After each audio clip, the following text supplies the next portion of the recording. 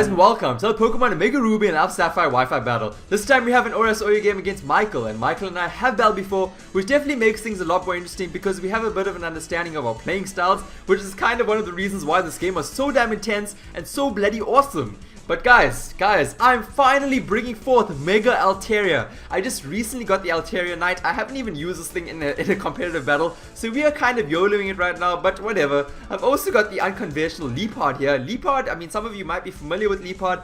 Pranks Thunder Wave, nothing to mess around with. It does a lot of damage in you. I've also got the Flower Power that is the Rose Red. It's a very, very powerful Technician Life Orb.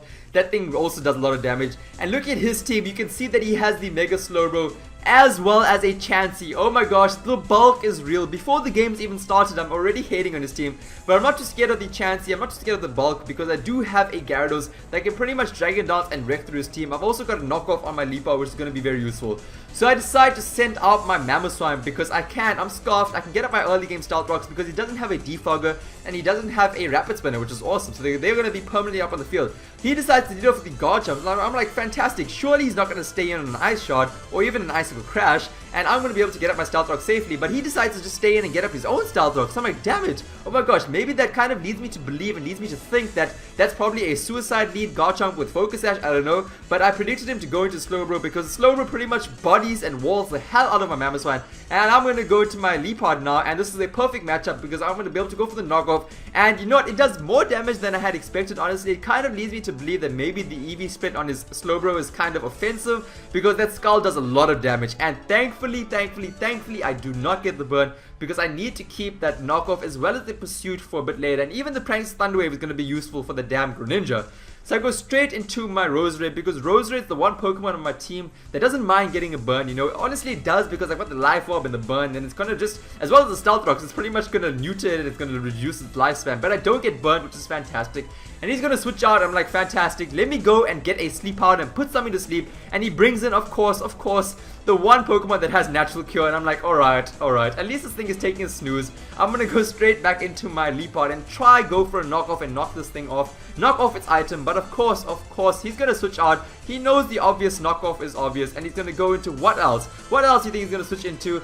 But none other than the Slowbro. And this is how you meant to play a Slowbro. You're not supposed to. I got so excited in my last upload. Like when I had Slowbro, I just evolved it immediately into Mega Slowbro because I was just so excited to use it. And this damn regenerative abuse is being a huge problem. So I mean, I cannot risk it right now. I was thinking of maybe going for another knockoff, but I felt like I do not want to play with the damage rolls right now. I need to keep my Leopard around for a bit later. So I'm going to go straight into my Altaria. Those Stealth Rocks are hurting me, but I am going to be able to take the burn quite nicely. And I don't get the burn, which is fantastic. And I'm going to be able to scare this thing out because the special attack stat on this thing is super high. I'm going to be able to go for the Mega Evolution. And finally, let us do this. Let us see this. Let's just enjoy this Mega Evolution, guys. It is so puffy. Oh my gosh. I really should just name this thing like Hug Me or something. It's so beautiful. I mean, look how massive it is. You can't even see it. The clouds are huge, guys. The clouds are huge.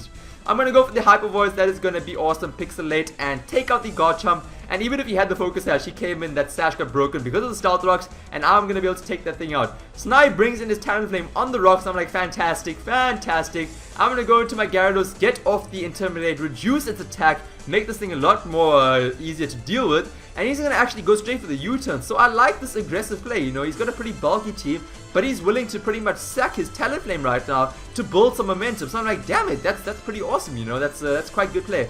So now he's going to go into the Greninja. I'm like, alright, there is nothing on my team that's really going to appreciate, you know, 2 attacks from this thing because it pretty much outspeeds everything. So I'm just going to stay in with Gyarados. Let us just hope, you know, Gyarados' special defense stat is pretty high. And I just hang on. Oh my word. So at least he is Life Orb, good to know. I'm going to go for the Earthquake, just falls short of taking him out, but it is alright because now he's going to be able to take me out. And he's also going to go down to the Life Orb recall, so it is a double down of this turn. We're going to be going in blind right now. And I'm thinking to myself, you know, maybe I should go to Rose Raid, but I decided to go straight into my choice Scarfer, that being the Mamoswine. And of course he's going to go to Chansey because Chansey, oh my gosh, the bulk is real. And now things get very interesting, very interesting. I decided to go for the Icicle Crash because Icicle Crash has a chance to flinch, and I'm trying to get the flinch. No, I'm really trying to. he decides to crack an egg and get back some HP, go for the soft boiled, and that is not cool. I mean, he can pretty much stall me out right now. I am not maxed in my PP ups on on the icicle crash, so I can get stalled out pretty soon. But I'm praying right now. I'm praying for the flinch. He's gonna go for the seismic toss, and that does it. I'm gonna be able to take 3 of them. Well, no, 3 will take me out. No, wait. 4 will take me out. 4 seismic toss will take me out. He's gonna go for the soft boiled. I'm like, okay. I'm gonna go for the icicle crash, and of course, I miss. I'm trying to get a flinch, but Mammoth Swine, you miss. What the hell? Do I need to give you the wide lens? Do I need to do that? Do I need to send you to the optometrist and get you inspected? So I'm gonna go for the icicle crash. I landed, which is awesome. That's awesome. I'm not gonna get the flinch. So I'm like, come on, just one flinch. One flinch is all I ask for. It almost seems like, you know, and there we go. I miss again. It's almost like as if, what is the accuracy on icicle crash? It's almost as if I'm hitting every other one, you know, every single other one. It's like it should be like 50%. That's how I feel. And again. Oh my god, that was how many icicle crashes that I missed in this thing. And I couldn't even afford to switch out because there is nothing that's going to appreciate a seismic toss, and I wanted to bring in my leap out safely and go for a knockoff. But of course he's going to go into slow brush. So I should have seen the switch coming and went for the thunder wave, but now he decides to go into his talent flame just to use his death fodder, just to scout out what I'm going to go for and pretty much give him a free switch into his Slowbro, of course. And this thing again, this is how you play Slowbro. The regenerator abuse is real, Oh, my mistake, he actually brings in the Breloom now because he has the Mark Punch, of course, and he's going to be able to go for that. But now I decide to go for the Thunder Wave just to cripple this thing, and that is fantastic. At least I won't have to worry about this thing outspeeding any of a Pokemon.